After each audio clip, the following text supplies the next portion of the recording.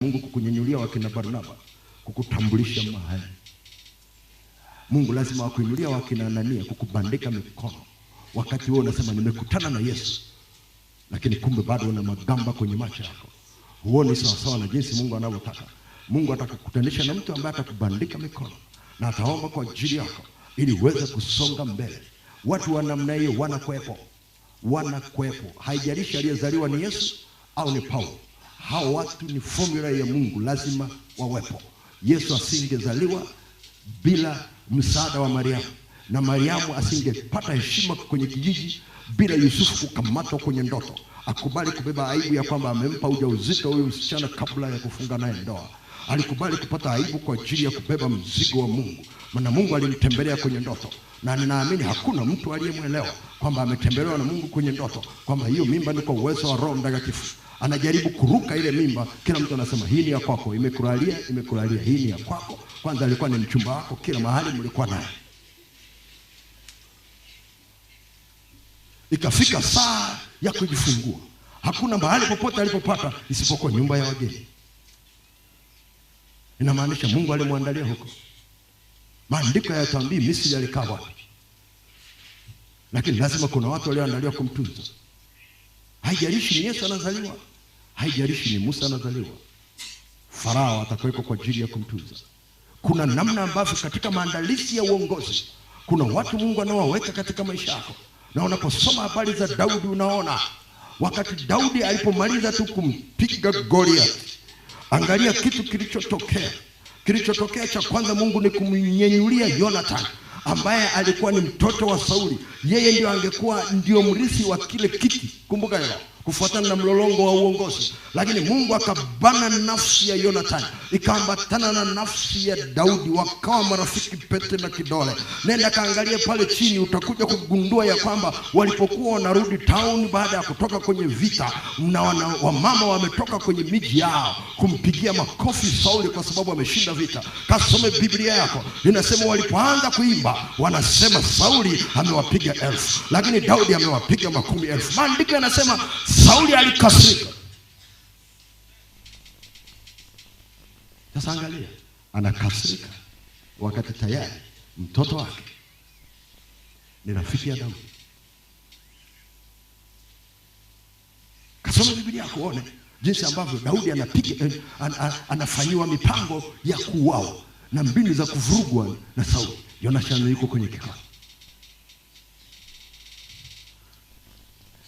Kama si upako ulikuwa juu ya Daudi na kumbana Jonathan, hana namna ya kwenda kutoa siri kwa Daudi kwamba ase inapangwa ugongwe.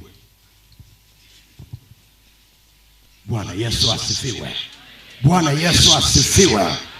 Nenda kaangalia alipoenda kwenye lile pango la Adulam. Anakimbia, usingetegemea anayekimbia apate msaada. Maandiko yanasema wakamkimbilia watu 400. Nenda kaangalia wale waliomkimbilia, kila mtu aliyekuwa na deni, kila mtu aliyekuwa na dhiki, kila mtu aliyekuwa na uchungu moyoni mwake.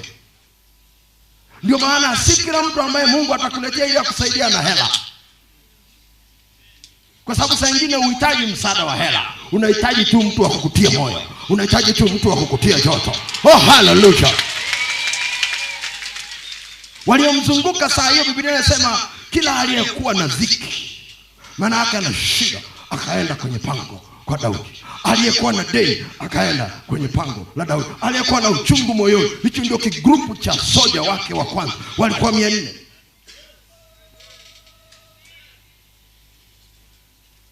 Unafikiri nani aliyowapeleka kwenye pango kama sio upako uliokuwa juu ya Daudi? Unamtengenezea njia. Kasome Biblia akasema hilo ndio lilikuwa jeshi lake la kwanza, na yeye alikuwa jemadari.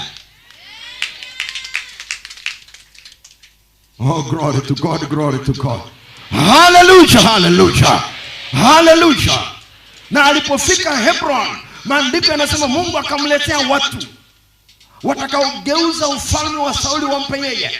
Na wakaanza kutajwa kwa kabila na kazi zao na vipawa vyao, na wako wangapi kule ndani. Na wapata mpaka wana wa Isakari ambao walikuwa wanajua nyakati na vitu gani wana wa Israeli wanatakiwa kuyafanya. Maandiko yanasema walikuwa 200.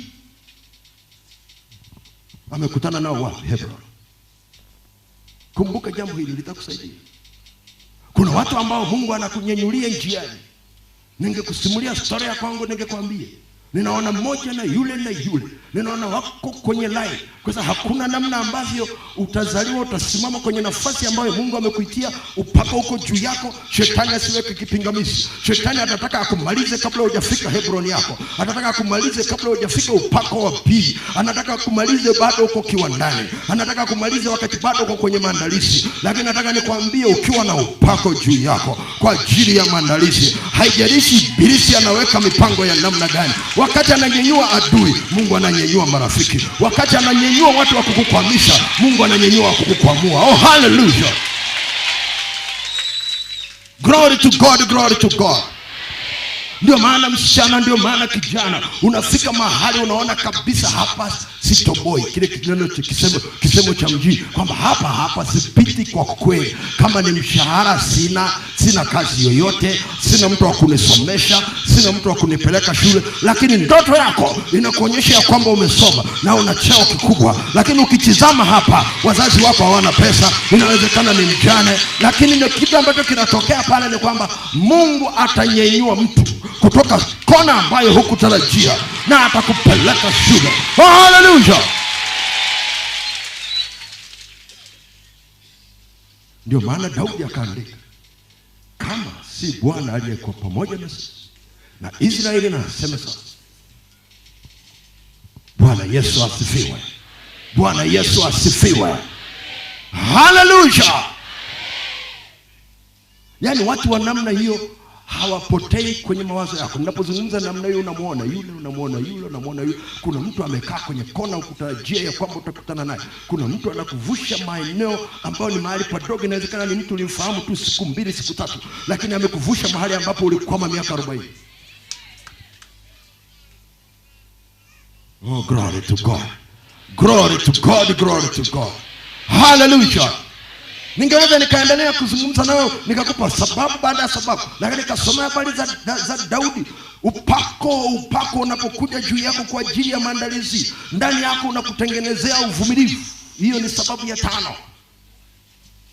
Unakutengenezea uvumilivu ili kusubiri saa ya Mungu.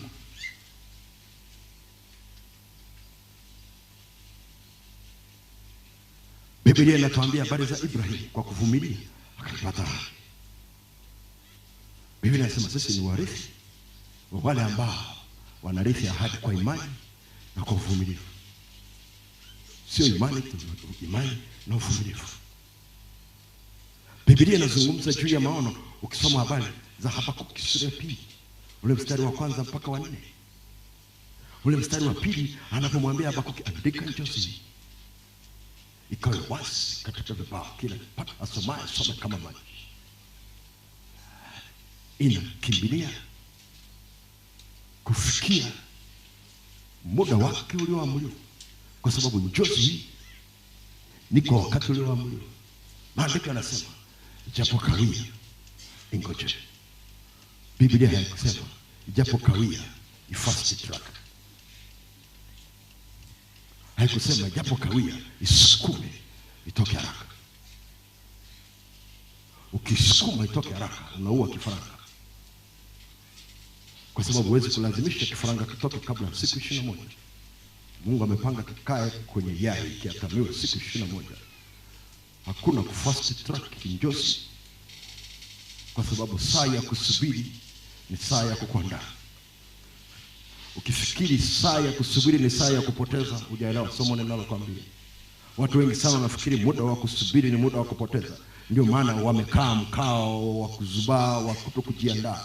Ule muda wa kusubiri ni muda wa maandalizi, na ndio maana unahitaji upako juu yako. Kama muda wa kusubiri unakuvuruga katika maisha yako, unahitaji msaada wa Mungu ili utengeneze fikra zako, ili ukae mkao wa kusema Mungu, huu si muda wa kupoteza, ni muda wa kujiandaa kwa ajili ya next stage, kwa ajili ya hatua nyingine na awamu nyingine ya maisha yangu. Nipo utulivu ndani yako. Unahitaji upako wa Roho Mtakatifu kukupa uvumilivu uvumilivu, Daudi angeweza akasema okay, nimepata nafasi ya kumuua Sauli. Angemuua Sauli ili kufast track njozi yake, na bado asingepata ile nafasi. Alipata kila aina ya nafasi. Alikuwa na mashabiki wengi sana ambao bado walikuwa chini ya Sauli. Angeweza akamwambia Sauli, kwa nini tunapigiana kelele? Itisha uchaguzi mapema, halafu uone nani atapata kura. Nakwambia Daudi angepata kura, lakini saa yake ilikuwa bado, na Mungu alimwekea ndani yake uvumilivu. Bila upako wa namna hiyo huwezi kuwa na uvumilivu ndani yako.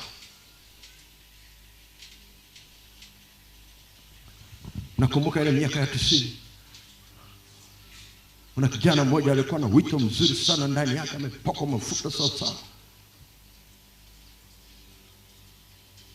Alafu ghafla akapotea hapa mjini. Hatukujua ameenda wapi. Baada ya mwaka hivi alipita mjini, tukamuuliza ulipotelea wapi? Akasema nirudi nyumbani. Tukamuuliza kufanya nini? Akasema Mungu amenisemesha kwamba mtumishi fulani anakufa.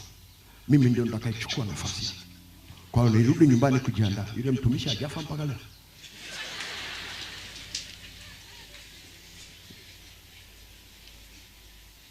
Anajaribu kufast track kifo cha mwenzake ili achukue nafasi. Na kana upako wa Mungu juu yako, haijalishi Sauli ni adui yako, subiri saa yako. Ni upako peke yake ndio unaweza ukavumilia kwa staili hiyo. Oh, Bwana Yesu asifiwe. Bwana Yesu asifiwe. Bwana Yesu asifiwe. Hallelujah. Ngoja niseme ya mwisho alafu niombe. Sababu ya 6. Ziko nyingi lakini wacha niseme ya 6 ya mwisho.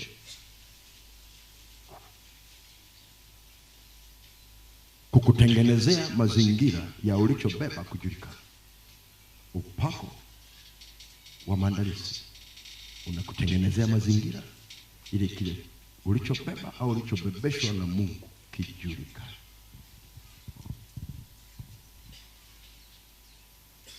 Samueli wa kwanza ile sura ya 18 mstari ule wa 6 na wa 7. Samueli wa kwanza 18:6 na 7.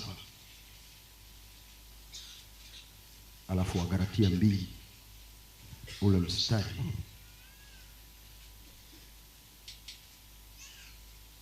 wa 9. Wagalatia 2 ule mstari wa 9.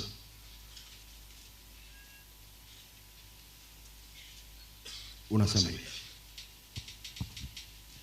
tena walipokwisha kuijua ile neema niliyopewa, Yakobo na Kefa na Yohana wenye sifa kuwa ni nguzo, walinipa mimi na Barnaba mkono wa kuume wa shirika, ili sisi tuende kwa mataifa na wao waende kwa watu hao.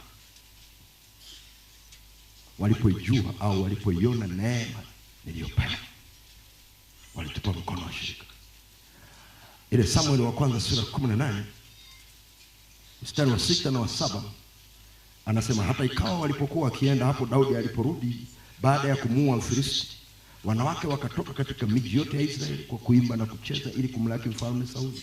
Wakatoka na matari na shangwe na vinanda, na wale wanawake wakaitikiana wakicheza, wakasema, Sauli amewaua 1000 zake na Daudi 10,000 yake. Bwana Yesu asifiwe. Daka vizuri takusaidia. Kama Mungu amekuita kwa ajili ya nafasi nzito juu yako, daka hili takusaidia. Lazima akupe kula mfupa uliomshinda Sauli. Lazima uweze kuchukua nafasi ya Sauli. Wengine hawajasikia ninachosema. Kama Mungu anakupa na anakuandaa kwa ajili ya kuchukua nafasi ya Sauli, kabla hujachukua nafasi ya Sauli, atakukutanisha na mfupa ambao umemshinda Sauli. Na kila mtu atajua Sauli alishindwa kula, wewe umekula. Goliath hakuwekwa kwa ajili ya kuwanyanyasa wana wa Israeli. Goliath aliwekwa kama mahali pa Daudi kutokea. Tunaenda sawa? Kwa hiyo usije ukawa unamchukia Goliath akija kwenye maisha yako, kwa sababu anakuja kukuletea promotion.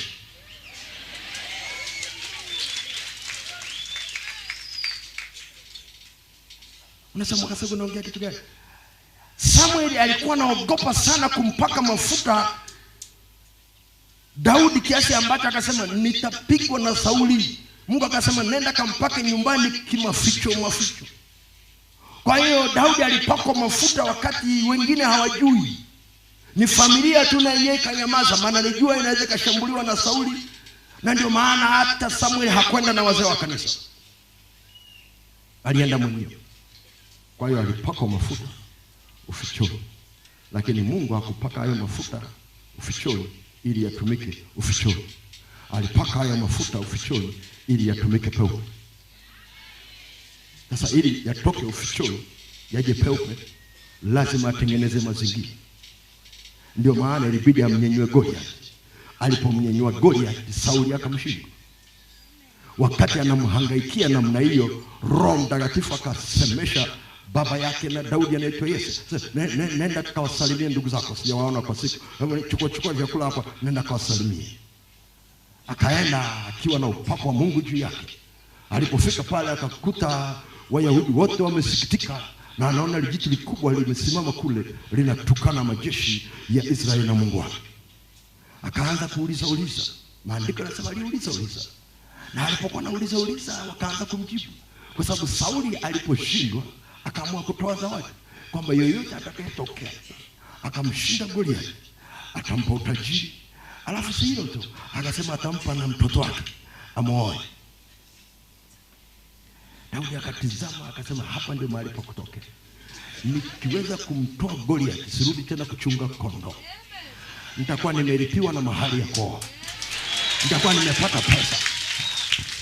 Hakuamini. Kitu gani kilikuwa kinampa ujasiri ndani yake? Ule upako wa maandalizi. Ngoja nipate uhakika. Akaanza kuuliza kwenye kambi. Haya ninayosikia ni ya kweli. Mpaka kaka zake wakasikia, wakakasirika. Na Sauli akasikia. Akamwita kijana, nasikia unataka kushughulika na Goliath. Akasema kabisa. Wala kisikusumbue, kwa sababu kwenye mazoezi yangu nilipambana na dubu. Kwenye mazoezi yangu nilipambana na simba. Ni nani bwana? Maana anamwambia usije ukafikiri nimekuja sijaandaliwa. Niliandaliwa kwa saa kama hii. Unipe nafasi. Sauli akamtizama namna hii, akatoa silaha zake, akampa. Ile jamaa alikuwa bado mdogo na silaha, na Sauli alikuwa kitu kikubwa. Lazima upanga wake ulikataa. Akajaribu kuvaa. Usijaribu kwenda vitani na silaha ambayo hujaifanyia mazoezi. Kama Sauli hiyo silaha haikumsaidia, wewe itakusaidia. Kaambia chukua nguo zako na silaha zako. Sasa unaendaje? Sasa subiri uone. Kuna vitu nilivyofanyia navyo mazoezi. Hallelujah. Kila mtu alikuwa anajua kabisa huyu anaenda kumalizika. Lakini ndani anasukumwa na msukumo ambao sio wa kibinadamu, ni upako uliokuwa juu yake. La sivyo asingekuwa na ubavu wa kupambana hata kushindana na Goliath, hata kwa kupima kwa kimo. Ndio maana Goliath alipomuona namna akasema, nyinyi mnanifikiri mimi ni nani? Mnanitumia kwa kitu kidogo namna hii. Akaendelea na matusi yake. Na Daudi akasema, sawa, wewe unakuja kwa jina la Mungu wako, na mimi nakuja kwa jina la Mungu Bwana wa majeshi. Hayo nayo yatuka. Akaweka jiwe moja kwenye kombe yake akarusha. Na kuambia liliporushwa lile jiwe lilikuwa limefunikwa na upako. Lilienda kama missile, haliwezi kukosa. Wakati Goliath akifanya hivi na jiwe linafanya hivi. Alipojaribu kukwepa likamgonga kwenye kichwa. Jiwe moja tu, akaanguka chini. Daudi akakimbia kwa spidi, akachukua upanga wake wa Goliath, akamkata nao shingo. Alafu akabeba ile shingo, kile kichwa, akaondoka nacho. Maandiko yanasema majeshi ya Wafilisti yakakimbia. Kitu gani Mungu alikuwa anafanya? Alikuwa anamtengenezea mazingira ili kijulikane alichobeba. Kwa sababu alibebeshwa maficho, lakini kitumike peupe. Sauli alibanwa na Yesu njiani akiwa na wenzake. Hakuna mtu aliyejua wito wake. Maandiko yanasema neema iliyokuwa juu yake ilikuwa lazima ijulikane. kwa kina Kefa ili wampe mkono wa shirika kwenye maandalizi Mungu anayokupa ndani yako. Usije ukakasirika unapokutana na wakina Goliath bado hujawa mfalme.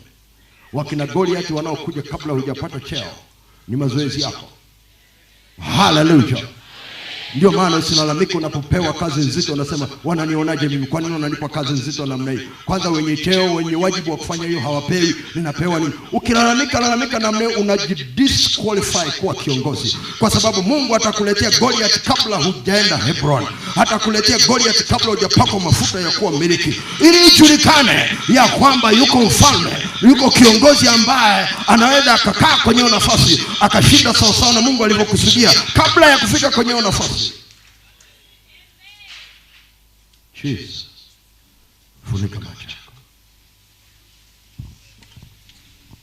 Hallelujah, hallelujah.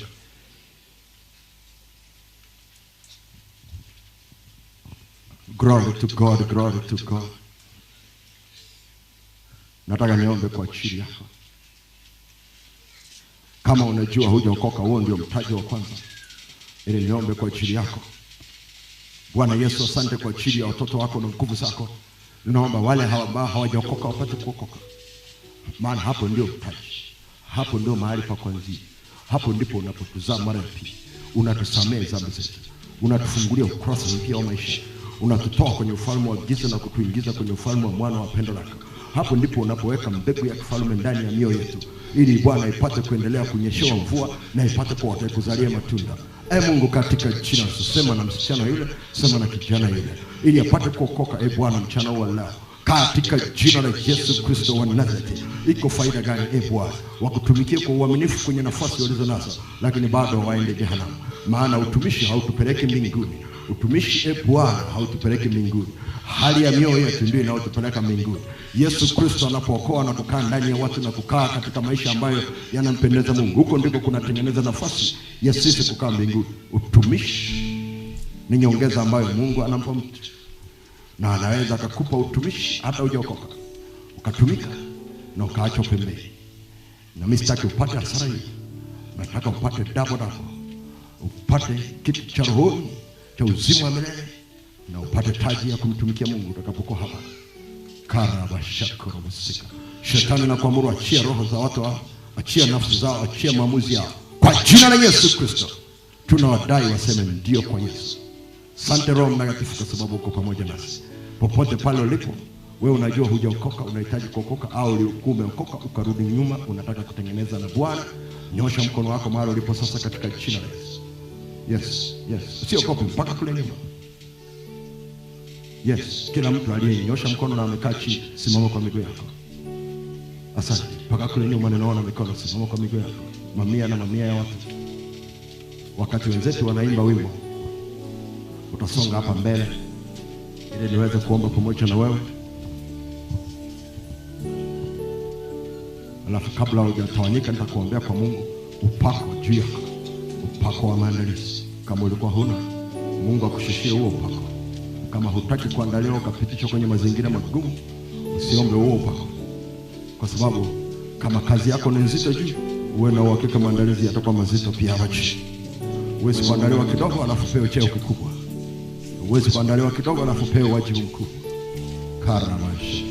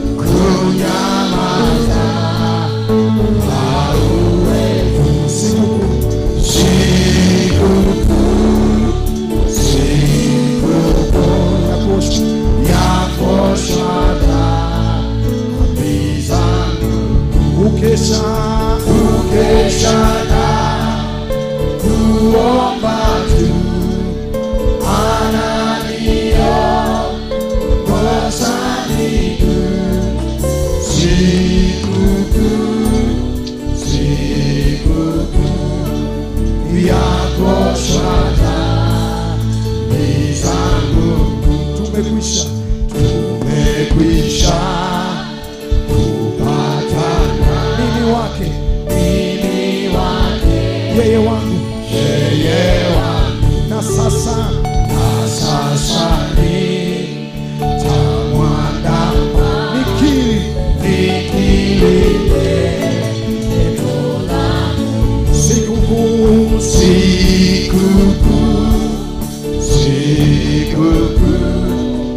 yako shwada mizangu, ukesha na kuomba tu, ananio gozani sikukuu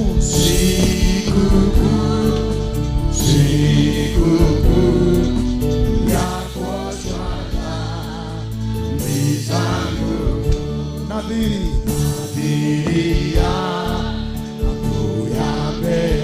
nitaiweka daima, hata ije siku ile ya kuonana kwa salama, sikukuu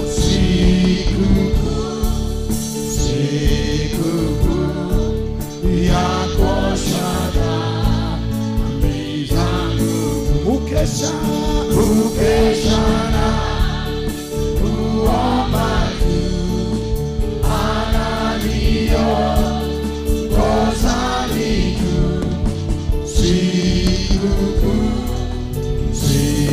sikukuu yako shwada mizangu. Nyanyua mikono yako juu. Uliyefika hapa mbele na unatusikiliza kwa njia ya redio au kwa njia ya mtandao, popote pale ulipo, na uko tayari kwa ajili ya kuokoka au kutengeneza maisha yako kwa upya, utafuata sala hii pamoja na sisi tulioko mahali hapa katika uwanja huu wa reli katika jiji la Arusha, Tanzania. Funika macho yako, hebu sema maneno haya. Hata kama ulikuwa unaandika, acha kwanza kwa muda, alafu sema maneno haya. Mungu Baba, nimekuja mbele zako, ninaomba unisamehe dhambi zangu zote nilizokukosea. Ninatubu kwako. Ninaomba damu ya Yesu iliyomwagika msalabani ili takase sasa katika roho yangu, katika nafsi yangu na maisha yangu yote. Bwana Yesu, nimefungua moyo wangu na kukaribisha sasa. Ingia ndani yangu kwa uwezo wa roho wako. Uwe mwokozi wangu, uwe kiongozi wangu, uwe Bwana kwangu kuanzia sasa na siku zote. Nikutumikie wewe, nikuishie wewe siku zote za maisha yangu. Dhambi sinishinde, majaribu yasinishinde, shetani asinishinde, katika jina la Yesu, katika jina la Yesu. Endelea kunyanyua mikono yako. Kama uko kule nyuma na ungetaka nguvu za Mungu, upako kwa ajili ya kukuandaa kwa kiongozi, unaweza kusimama tu mahali ulipo, na mimi nitaomba kwa Mungu juu yako.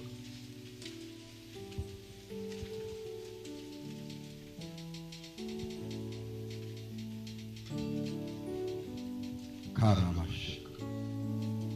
Bingu zimefunguka juu yetu hapa.